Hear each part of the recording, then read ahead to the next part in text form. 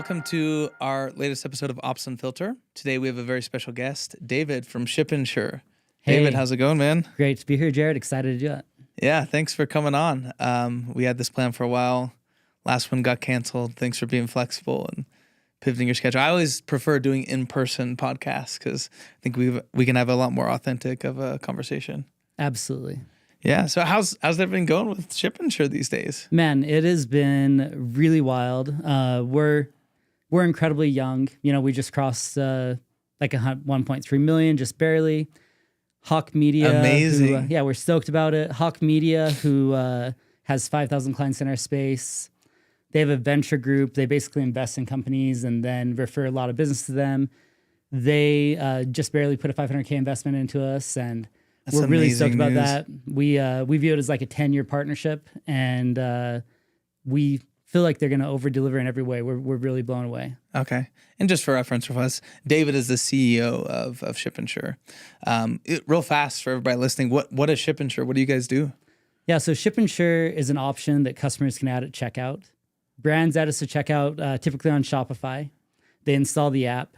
Their customers get the option to protect their order at checkout. Mm-hmm. The cost of protecting an order is $1 to a couple bucks. And when it's available for a customer to check out, about 60% of customers will choose to protect their order.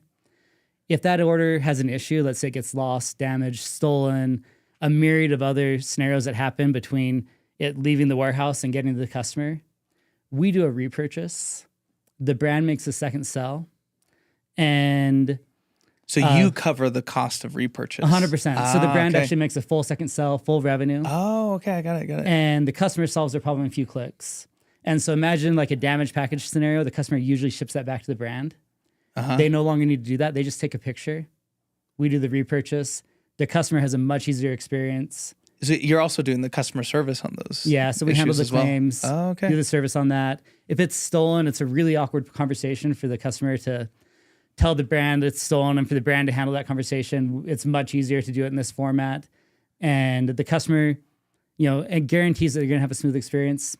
The brand has delivers that great experience, makes revenue where they would have lost revenue. Oh, that's amazing. Cool.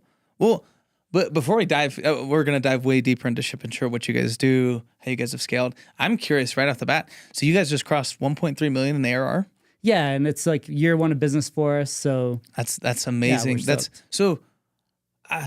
And is this first $500,000 round, is this your first round? Have you guys fundraised before this? So we have a client who really helped incubate us.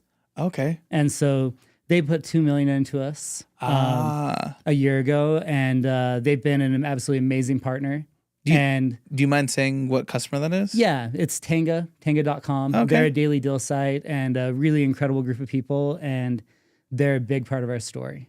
Amazing. Okay, so they help incubate you guys. But honestly, as somebody else who's in SaaS, crossing 1.3 million that fast, I'm curious how you did that so fast. And probably a lot of that plays into your experience before in other companies. But I know you guys have a unique playbook on how you scaled to 1.3 million so fast. Before we dive into it, David, we have you on because you have a unique journey in the tech industry. You've been at a lot of different companies that a lot of people in the Utah scene have definitely heard of. So like Loop, Boostability, Orange Soda, and you played a pivotal role in the scaling of all those companies. So tell me a little bit about your journey. Like, which of those companies did you start out with? What did you do? Like, how would you describe your journey and your career in retrospect? Yeah, so I would say that back in 2006, and I feel like I've had multiple careers at this point, but back in 2006 at Orange Soda, I started out there as basically the team lead in sales. And a year in, they put me in charge of sales. And at that time, it was basically like 5 reps cold calling. And I saw that as my window. I didn't think anyone was ever going to like hand me an opportunity. I saw that as like my one window. And so I poured everything into it. And pretty quickly, with over like a year, we figured out how to take 5 reps in cold calling up to 40 reps on inbound. Wow. And it was all inbound leads, and Orange Soda became, What gave you the confidence to go to upper management and push for that type of scale? I feel like if I'm ever in a position like that, I'm always going to be timid. Like, well, things are going good with just the 5 reps. Like, What gave you the confidence to push for such scale? I think that what really happened in this scenario is that there's multiple pieces that we uncovered here. One was that like I'd spent a year just selling this product all day long, starting from the beginning when I was like just on my phone doing $300 a day. Mm-hmm. And I got to pitch it all those times. And so the first thing that happened is I taught the group how to sell like a really custom product. And I knew exactly how to teach that. And then secondly, we had some strategies on our lead gen. We'd find a widget that worked, something that worked to convert. So we had, as an example, like submit your website to Google, or a free website analysis, those types of examples. Okay. And we just deployed those through every channel to generate leads. And when that model was working and converting and the numbers were there, it was like everyone's just like consensus, let's hit the gas and scale that up.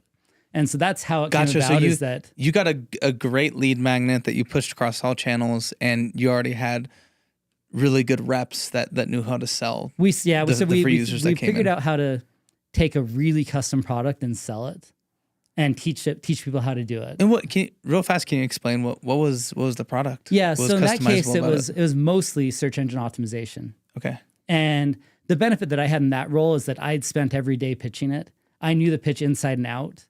And there's a lot of discovery that goes into that, a lot of education that goes into it.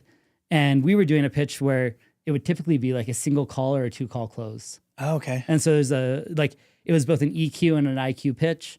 And we got really good at teaching people how to do that and driving them leads that were not smoking hot, but at least warm. And they'd roll into it, do discovery, do education, create emotion, create a vision, resolve concerns, close, and assumptive close. And that was like, this is going back 20 years now, but that's what we did. Amazing. So that sounds like a very transactional sell. It was. I'm always jealous of people that can sell transactional things. Like I sell a freaking ERP. So it's like minimum 6 phone calls. That's interesting. What did you learn from that first experience that taught you that I guess, what are some of the lessons you took away on scaling that organization to what you did? I think that one of the biggest things we did at both Orange Soda and Boostability is we built a direct model first. And once we had a really efficient, great business, we then went out and got partnerships and scaled those businesses out. So you nailed it before you scaled it. Yep. And so both businesses, we went to where we had 30,000 active customers. Wow. And we brought in people like GoDaddy, American Express, YP companies that white labeled a product and took it to their clients.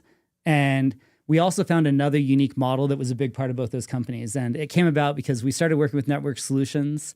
They were a hosting company. They had a hard time selling the product when they tried to be a reseller. Mm-hmm. And so we came together and we came up with a model where they outsourced our sales team to sell a mix of our products and their products to their customers. No way.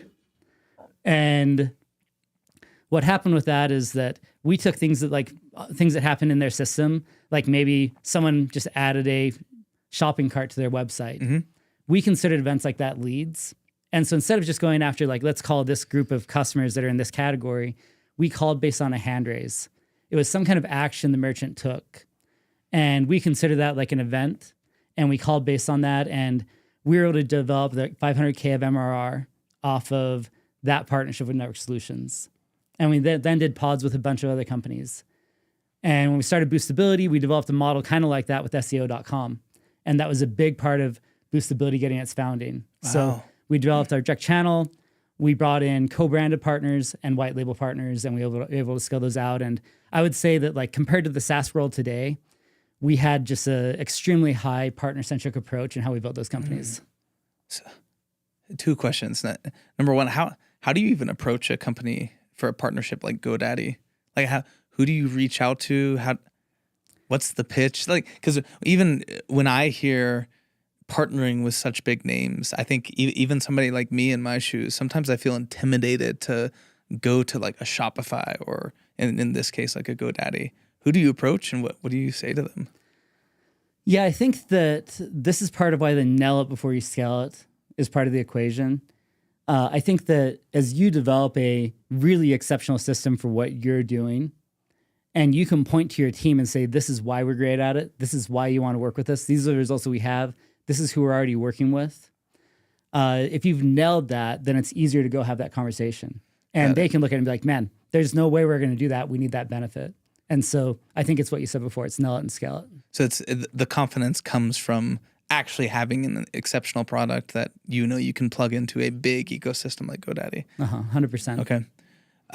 Second thing, so obviously you went over some of the things that you learned, mainly regarding partnerships and scaling, more of a transactional sell. Like when I hear your story, that is such a creative way to get more leads through the door.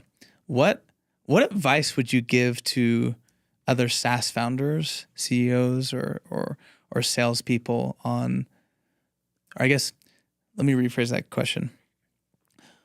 What is, from your experience, what is the number one piece of advice that you think is missing in most SaaS companies go to market?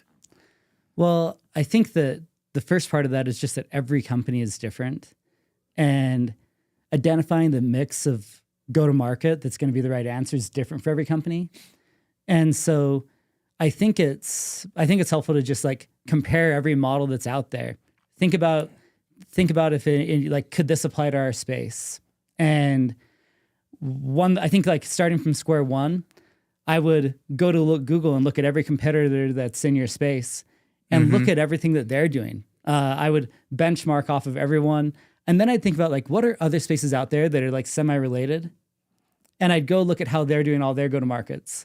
And I'd look at like, I'd try to see, first of all, like what's every way that everyone is going to going to market, and which one of those actually apply for us at our stage? Which ones can we do right now?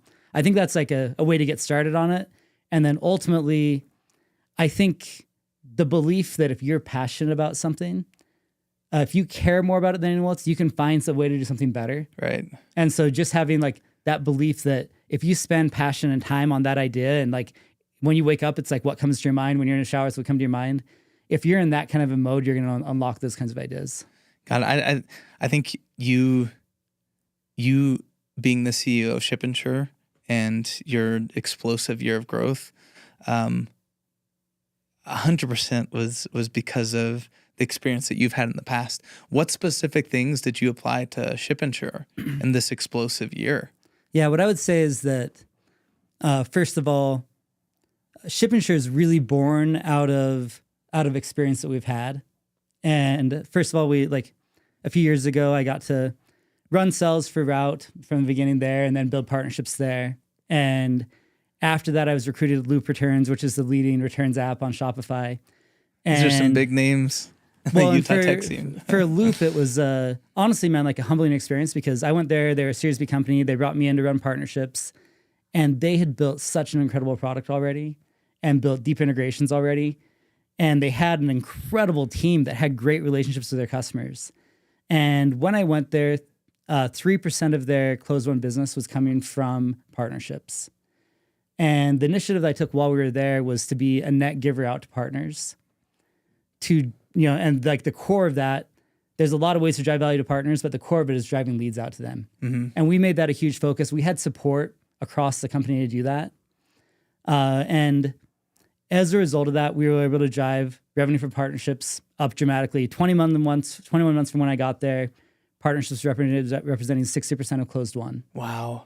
And there's a lot of amazing people that were involved in the decisions that happened there. Aaron Schwartz, who was the president, was a big believer in the net giver strategy. He gave us full focus on that and helped us do that.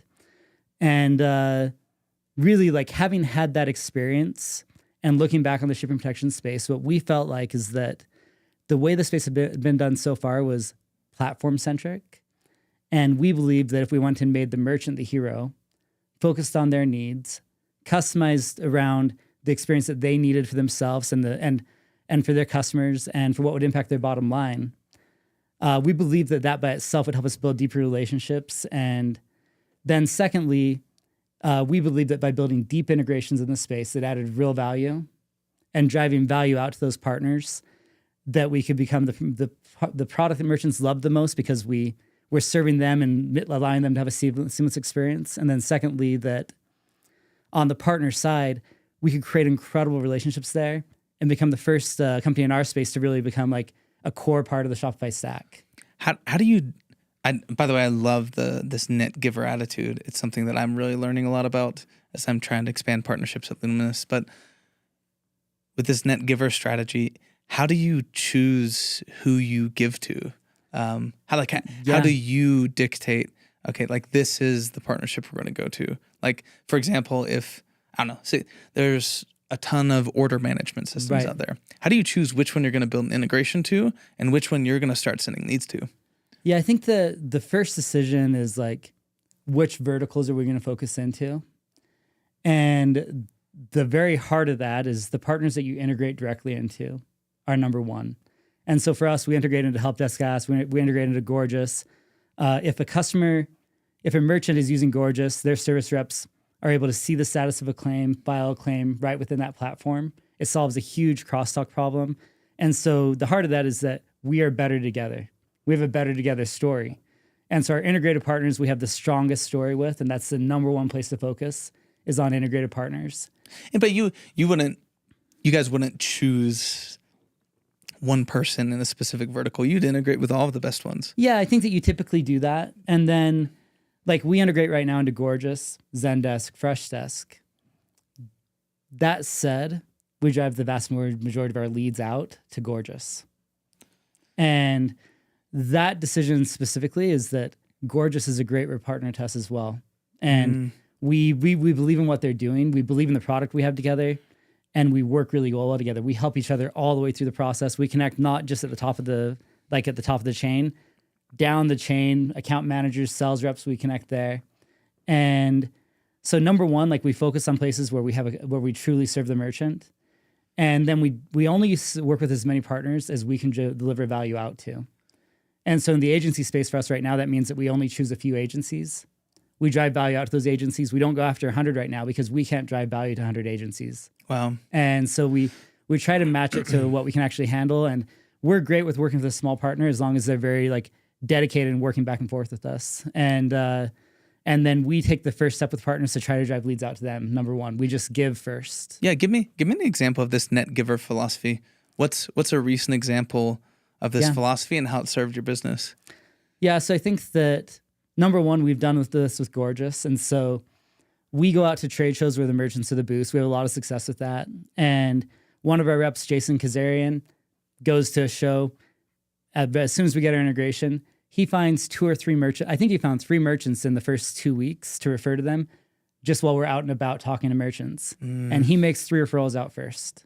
So just being intentional on like, okay, we're integrated with him. I'm going to show them we can drive value. Yes, and for us, like we have a value prop together.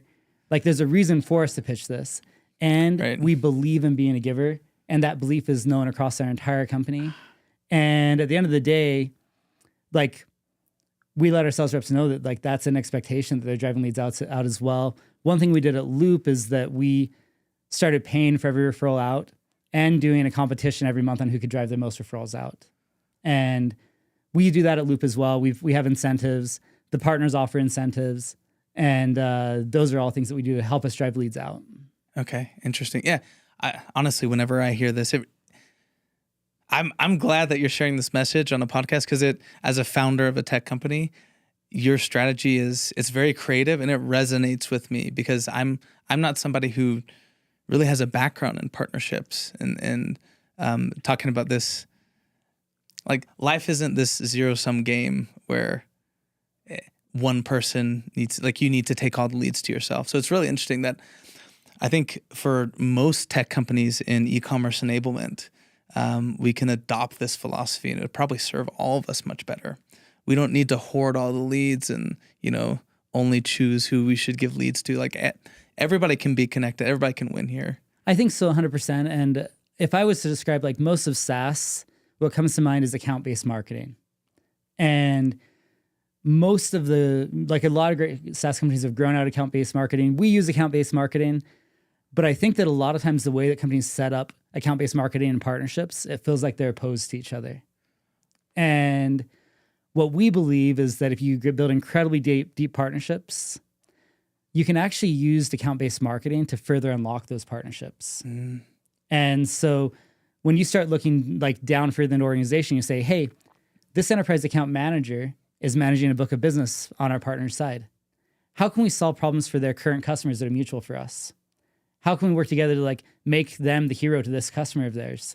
See, what really hits me as you're talking about this is it's all around the intention of leadership, and it's very much a cultural thing, because I can tell how you've pushed that attitude down into the organization where you're intentionally giving to these partners, and it's set up to like it's not like, guys, we're not just selling ShipInsure. Like we're actually caring about the merchant's needs, and we're seeing where we can align with our partners and help them out as well. That I would just say like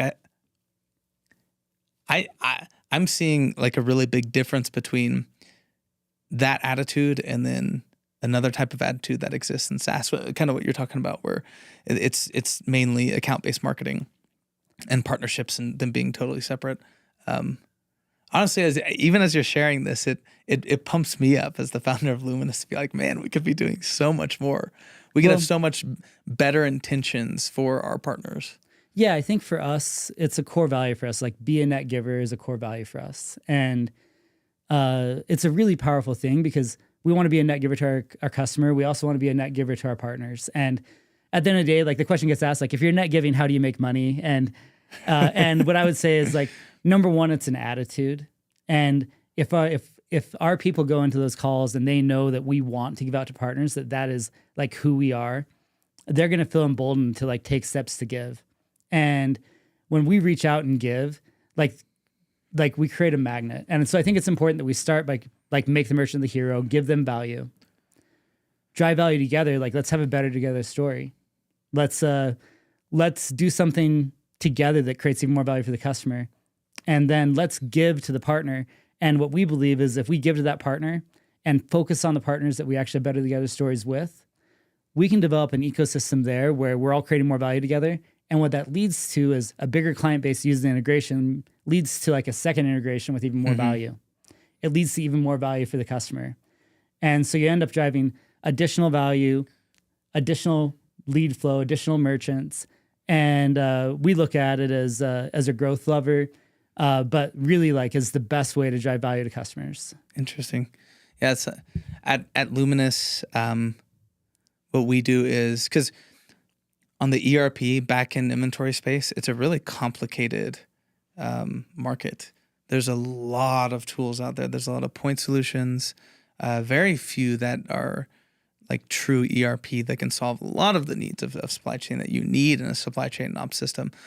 The route that we go is we get on the phone with the prospect or merchant, and where I think a lot of ERPs go is they try to, the main purpose of that phone call is for you to say, my product is a good fit for you. Here's why. For us, we've definitely adopted the route of we listen to what their needs are. Yeah. And if we're not a good fit, then we're not a good fit. I'll refer competitors to them. Like there's so many times where I've gone on a phone call and I've bet all of my competitors have been like, why is Luminous, like we've never talked to Luminous. Like, why are they sending us leads? Like I send leads to Katana, I send leads to Cogsy, I send leads to FlexPoint, like all of these competitors. And it's just because like we've done our market research. We know where we're deficient, or maybe not deficient, just like we're not really focusing on. And it's all good. Like if they're better fit, like I don't want somebody on our system who we're not going to serve. So I think it's a big takeaway from this conversation is we have this education and merchant first mentality, but there's no infrastructure for partnerships though. I think, well, first of all, what I've seen from your team is just like a absolute relentlessness to solve like an incredibly hard challenge. And, you know, I had a brand, mostly from 2014, 2020. But we had like 3,000 SKUs because we were selling kids products that have tons of sizes. And trying to switch an ERP or change that kind of product is incredibly challenging. Like we're talking about like life-threatening to your business if you do it wrong, potentially. And your team's like relentless on solving that problem's been amazing. And what I would look at is that as an ERP, you're touching so many different solutions.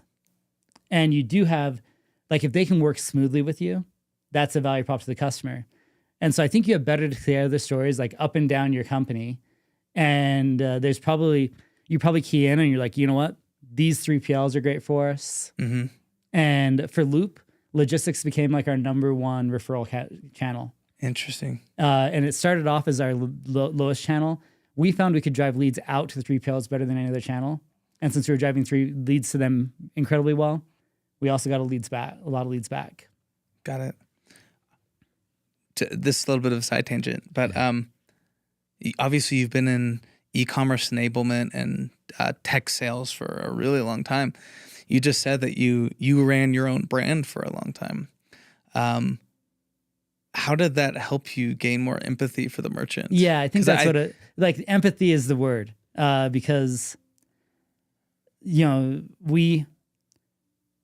the amount of challenge we had in like managing that number of SKUs of like rain boots and fishing waders and rain suits, all these products that some of these products are like heavy products, and the shipping costs were a big part of our cost, and the efficiency in that process was a really big deal. And so to me, when I talk to a merchant and like we talk about damaged products or like returns, and I picture like the returns that we're stacking up in my warehouse, and I picture those scenarios, like it's still like, I can still feel the emotions of like those scenarios. Yeah. So it's massive. Like understanding inside and out, like what are they actually doing on a daily basis? How does that feel to them? What does that look like to them? What are they going to expect out of us on how we perform to make their life easy and to actually solve a problem for them? Like up and down, there's a huge amount of empathy. Yeah. If you've ever been in e-commerce operations, you realize how many problems there are to solve, which is why there's room for all of us in the e-commerce enablement. There's so many problems. 100%. And I would say that as a merchant, like, I think we all know this, but like, you're managing like 20 functions in a small business. It's absolutely wild. And definitely like Shopify creates a whole stack for you.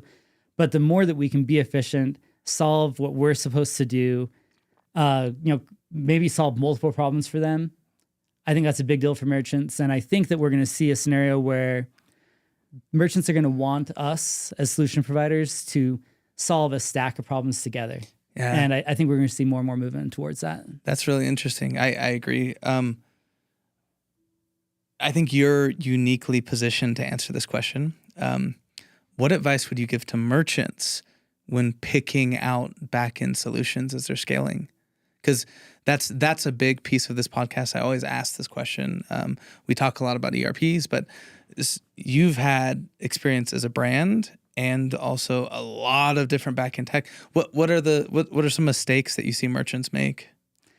Yeah, I would say that like whoever you're using, some of these, I'm sure this is like everyone's playbook, but number one, like if you're going to evaluate anything, before you spend too much time, get right into doing test orders and see how those test orders flow. See if they do everything that you want them to do. See how they affect every system that you're attached to, and see how they affect your actual experience that you're delivering.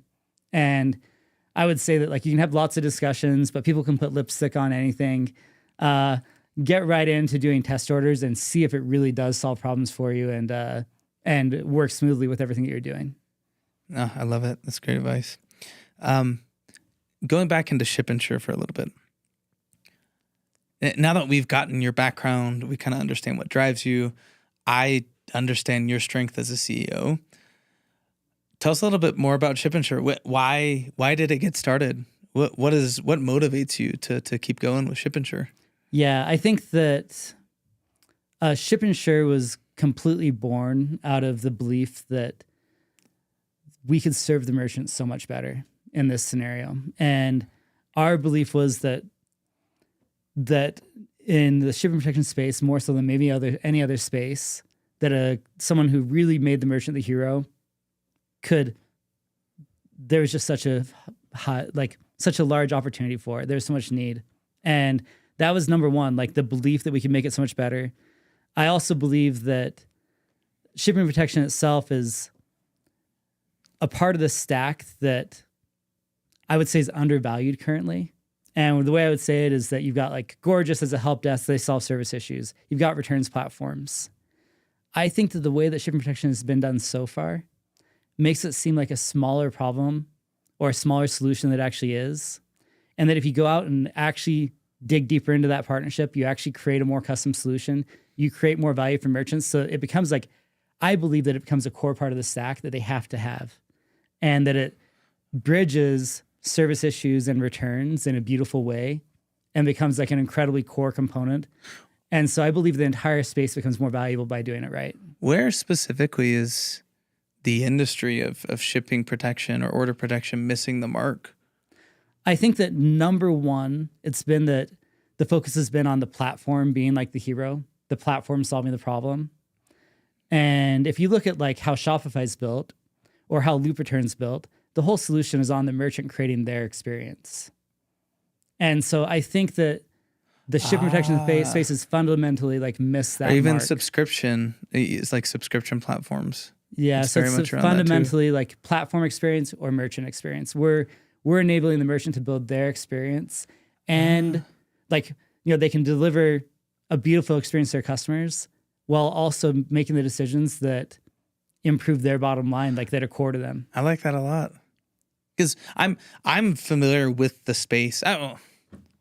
Meaning, like, Yeah. I know that there's so many competitors. Like, Yeah. it's mind-boggling how many order protection companies. So I was always curious, like, okay, like, what are you actually doing different? That makes total sense because anybody who I've met in the space, not everybody, but most people I've met in the order protection space, it's very much described as like, oh yeah, dude, it's so easy. Like, you just you turn it on and then like they make an extra $1 million to their bottom line, and like it's like pretty easy to make money. And I'm just like, that doesn't sound like revolutionary at all. Like it sounds like they should just shut the. You know what I mean? So that, I think it makes sense. I understand what you're saying. Yeah, for us, the way I would look at that scenario is we don't want a scenario where we're winning and the customer's not winning. We would consider that like negative.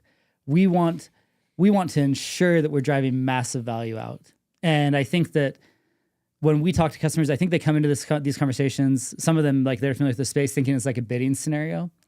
And for us, it's not a bidding scenario. It's let's truly understand what your needs are. Let's build this for you. Let's go as deep as we need to make this like something that you want to keep forever. And let's keep modifying to make it better and better for you. And what I would say is, like, there's an amazing guy here in the Utah Tech team, Matthew Holman. Yeah. Subscription Prescription. He, first of all, he is a great example of a net giver. We had our first conversation with him. We told him that we were going to do things differently. He's now been at a bunch of our events. He's also brought a lot of people to our events. But he's, come back and said that every person he talks to in our company, he's felt the difference, like up and down, like 5 different events. And I do think that, like, as we talk to merchants, it's a different scenario for them once we get like under the hood of it. I love that. That's awesome. Talk to me a little bit about, because now I understand what you're going after in this market. You want the merchant to be able to customize and build their checkout experience. What's on the roadmap? Like, what things are, as much as you can talk about, like, what are you expanding this industry to? Like, what else are you adding to the suite of products? We're so there's 2 things that are coming out this year, and the first one is something that will increase loyalty for the merchant and drive up the date of the next purchase. And that one's about 5 weeks out, and we're really, really stoked about it. And then the second one is what we believe will be the first true enterprise product in this space. And it's something that allows them to use our technology to build the experience they want, and has a financial component to it for the merchant that doesn't exist anywhere. And if like L'Oreal or Home Depot or anyone else is going to use this model, it's going to be what we're launching late this year on that side of it. Okay. Well, that's super exciting. Yeah, we're really stoked about those. We, like, the space is changing. Shopify's changing. Shopify merchants have to work harder and harder to make sure they're efficient and they're making money. we're driving as fast as we can to put ourselves in the pole position as that space changes and put ourselves in a spot to deliver, like just continue to drive even more value to the merchant. Interesting. Let me see what time it is. Okay, we're good. One sec. Take your time.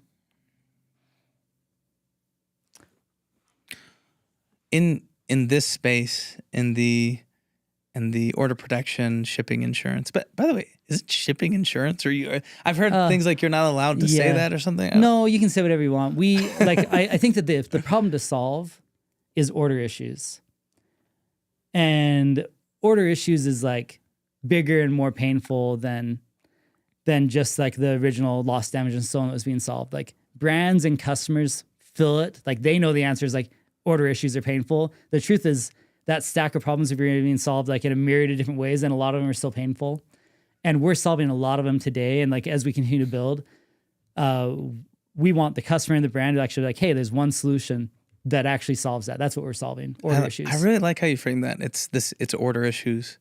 Yeah. We solve all of your order issues. Yeah. And I agree. I think that's how you become the first enterprise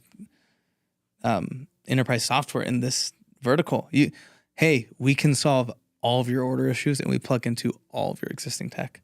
That's really interesting. Why do you think, I'm going to inject my opinion here a little bit. So this is just my opinion. Yeah. In my opinion, this space has attracted a lot of competitors who are a little bit less merchant focused and more, let's call it what it is. Like this space, you can have insane CAC to LTV, and the barrier to entry, at least from my perspective, what I saw, route. Lightning in a bottle. Yep. Exploded. People are like, you can make money like that? What? And then a lot of people were like, I could build that product in a sprint. Right. So then they did that. Like, and the product, what it created was, 10, 15, 20, 30 competitors who same business model as routes. Like click this button, it goes on, it increases your bottom line, and we make a crap ton of money on the back end. What do you think is the future of this space? Are a lot of those competitors going to slowly get weeded out and slowly get taken over by the more merchant-centric focused or merchant-focused competitors? Yeah, I think that the answer is to give more and more and more to the merchant, to find out how to drive additional value and to anchor on like maxing the value out for the merchant. And I think that's the absolute answer. And that value is received like monetarily. It's received in the actual ease of use for them, the actual experience it creates for their customers, and the total stack that they're getting out of this scenario. And so I absolutely believe that the answer is to drive maximum value out. And ultimately, like shipping protection is a part of the stack. And I think the ultimate answer is that in the long term, it's part of a broader stack, and it'll need to be part of a stack to be a long-term solution. Cool. I really like that take. Let's go back to route for a little bit.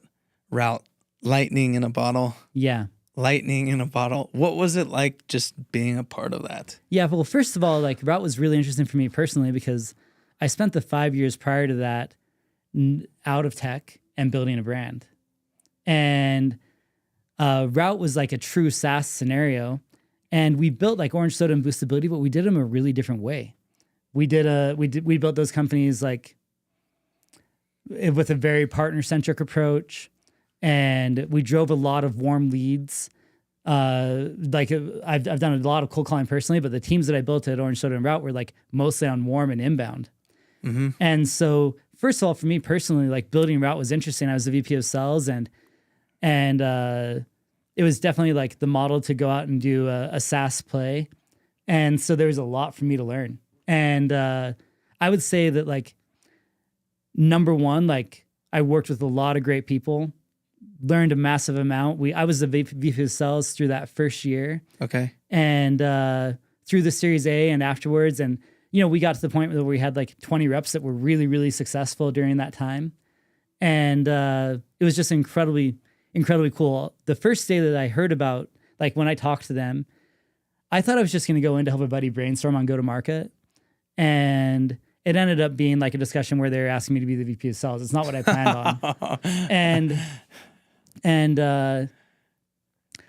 when they told me about the model, like to me, it was like, if merchants and customers want this, then it's unstoppable. Like that was my impression. And very, very quickly, like we found out that both those things were true. And what I would say is that we weren't able to do it the way that the merchants were asking for it.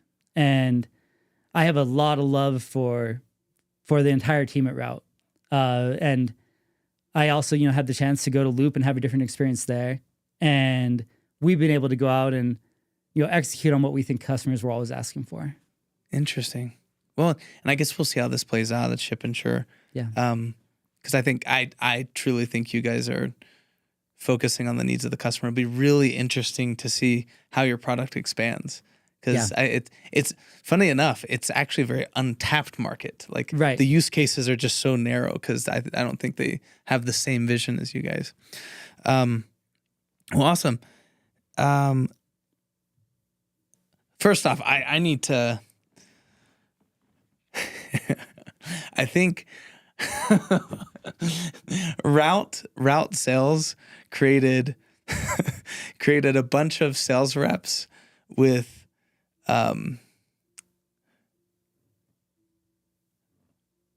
what's the word?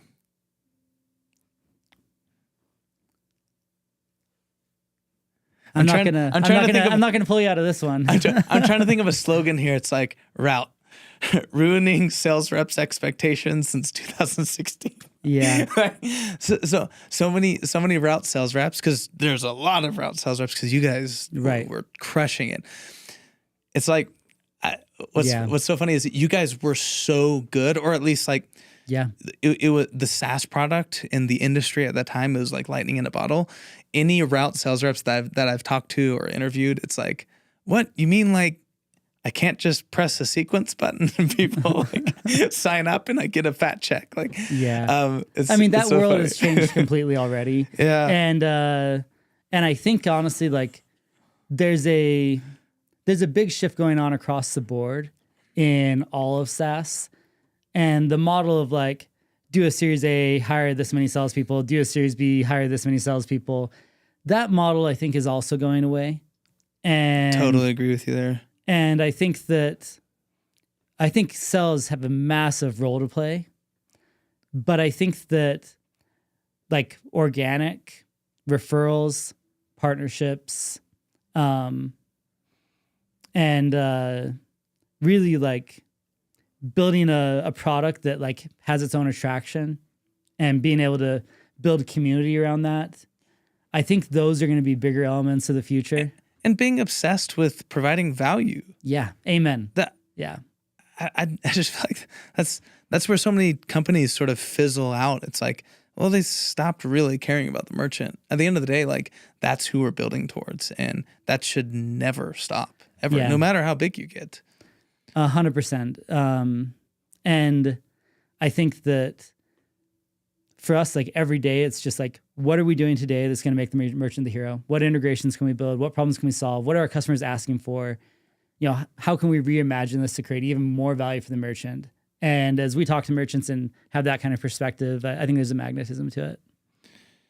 Okay, and we have about 9 minutes left. Well, we've covered a lot. Yeah. It'd be cool if, pretend I'm an e-commerce founder and you're pitching your product. I would say just talk about it. What value can you find? I think it'd be a great clip for you. Yeah. So just, if you're an e-com founder, why would you use ShipInsure? Okay, so let's just imagine. Let's do an imaginary scenario. Let's just say I'm a $50 million a year brand and I'm selling apparel. How can ShipInsure help me? And let's say I have a 3PL. Maybe I have 2 3PLs. I don't know. Yeah. I think that number one, like I love the scenario that you brought up that you're an apparel brand. And what I would say out of the gate is that we acknowledge that different brands get value from this in very different ways. And if you are an apparel brand Or if, let's say that you're a wine merchant, you're going to care about different items. And so if you're a wine merchant, you know, the repurchases, the refunds, the experience for your customers are an absolutely massive impact on your daily business, on your customer, on the bottom line. If you're an apparel merchant, all those items still matter, but you don't have as many damages. It's just the reality. Like, you might be like, man, yeah, we get that, but it's not that big of a deal. And so with an apparel merchant, you dig in massively to understand, like, what is your current experience? What are you delivering right now? And, you know, we look at it and we say, you know what? Like, you have, what portion of your customers are women? About 70% of women choose to pick the order when it's available. There is an anxiety there. There is a nervousness that they have. How can we actually, like, make this problem easier for them? How can we ensure they have an incredibly smooth experience? Like, how do they like it when it's a damaged product? What is that like? How many touch points is that for you? What is the cost of that damaged product coming back to you? What if that customer just took a picture and clicked a button and that problem was solved? Like, how many more 5-star reviews would you get? How would that matter to you? And then at the end of the day, for an apparel merchant, your bottom line is getting squeezed everywhere. What's the price that the customer would be thrilled with where you could still make a rev share? And let's customize that price to be the fit for you. Like, let's make it valuable to you. And by the way, like, which help desk you use? Use Gorgeous, perfect. We're integrated there. You know, that would be a lot of it for an apparel merchant. And to be candid, like, apparel merchants, we work with apparel merchants that are getting the majority of their profit from our product. We work with, you know, merchants in every category where that's the case. Some companies out there, they might be doing $40 million a year in revenue. Mm-hmm. They might be getting, like, their profits are getting squeezed. They might be getting half their actual profit from what we do. It's a big deal to them. They probably can't afford not to have it be a top line item for them this year. So I didn't even know that for certain industries, like, this is a big part of profitability. It's becoming, I think it's becoming if done right, and if you're delivering massive value to the merchant, it becomes an essential part of the stack. Like, you can't turn it off if you turned it on. That's really interesting. I didn't know that. I didn't know it was that big of a deal. Well, it can be a big deal because, you know, I know of an apparel company. They're doing $40 million a year. Last year they did, you know, 1.3 million in profit, and 1 million of it was from this product. My goodness. Now, that was a down year in profitability for them, but this product is very important to them. Wow. I had no clue. Yeah, it can be a big deal. Okay. Wow. I don't know if we use that clip or not, but I actually think that was a great clip. Yeah. Okay. This will be my last question, unless you want to dive into anything else. So something you touched on something before. I'm also a believer that go to market for SaaS companies is fundamentally different. I'm a big believer in founder-led content and company content. I think part of this organic strategy is promoting yourself and your team as individuals. Like, no matter how quirky or weird they are, like, just like, here's my team. We're up to some cool shit. Here's what we're doing. And I think more than ever, especially as AI continues to emerge, people want to buy from people. And we compete with a lot of robots in our space, meaning, like, you know, there's no faces on the website. It's like, if I go to netsuite.com, you know,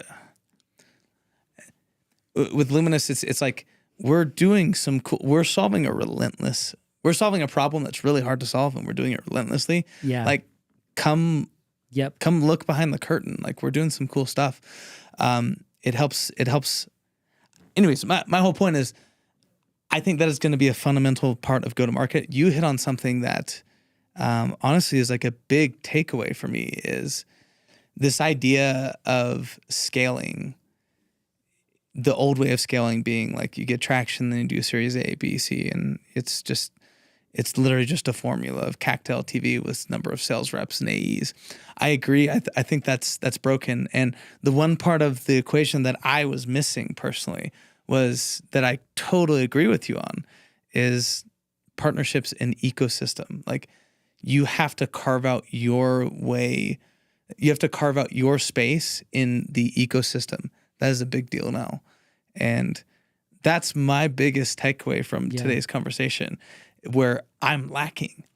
Well, and I would say on the mirror of that like the founder-led growth and you being out there and your voice being out there and your company being out there, like I admire that about how Luminous approaches it. And I think in your space specifically, that it's incredibly stark. And having been at Loop, we worked with a whole stack of ERPs, and most of that is, really, really painful interactions. And an ERP that you can actually connect with and work with and speak with and solve problems with, and that like opens itself up to the ecosystem and operates that way, I think stands out in a huge way. And I would say that for me personally, like, being out there, being the public figure, like it's probably the least comfortable thing to me, but I do agree with you that it's like the right way to do it and something I want to embrace a lot more. Yeah. Honestly, just to give you some feedback from this conversation, I think you have a natural energy that